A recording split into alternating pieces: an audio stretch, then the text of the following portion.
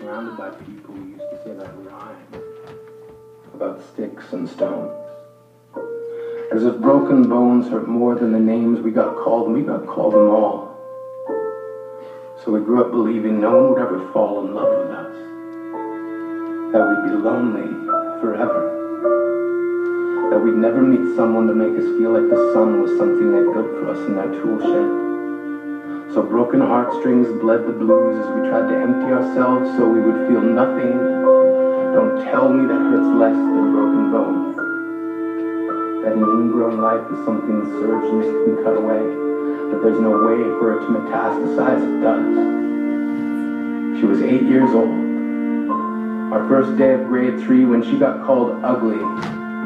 We both got moved to the back of class so we would stop getting bombarded by spitballs. But the school halls were a battleground where we found ourselves outnumbered day after wretched day. We used to stay inside for recess because outside was worse. Outside we'd have to rehearse running away or learn to stay still like statues, giving no clues if we were there in grade 5. They kept a sign at the front of her desk that read, "Beware the dog." To this day, despite a loving husband, she doesn't think she's beautiful because of a birthmark that takes up a little less than half her face. Kids used to say she looks like a wrong answer that someone tried to erase but couldn't quite get the job done. And they'll never understand that she's raising 2 kids whose definition of beauty begins with the word mom. Because they see her heart before they see her skin. Because she's only ever always been amazing. We weren't the only kids who grew up this way. To this day, kids are still being called names. The classics were "Hey stupid," "Hey spaz." Seems like every school has an arsenal of names getting updated every year. And if a kid breaks in a school and no one around chooses to hear, do they make a sound? Or they're just background noise from a soundtrack stuck on repeat and people say things like kids can be cruel.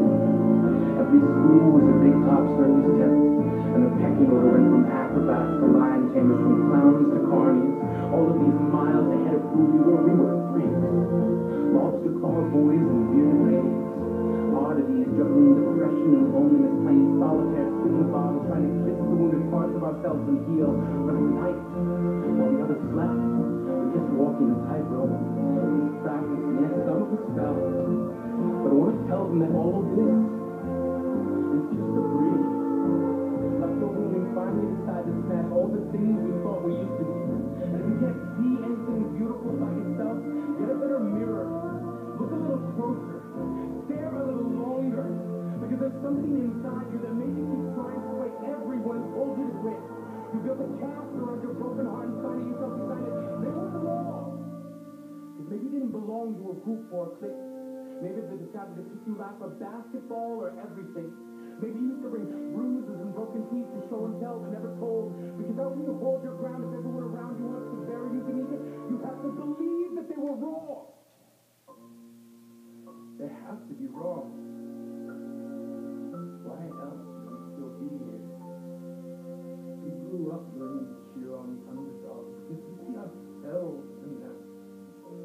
We stem from the root planted in the belief that we are not what we were called. We are not abandoned cars stalled out and sitting empty on some highway. And if in some way we are, don't worry. We only got out to walk and get gas. We are graduating members from the class that we made it. Not the faded echoes of voices crying out names will never hurt me. Of course, they did. But our lives will only ever always continue to be a balancing act.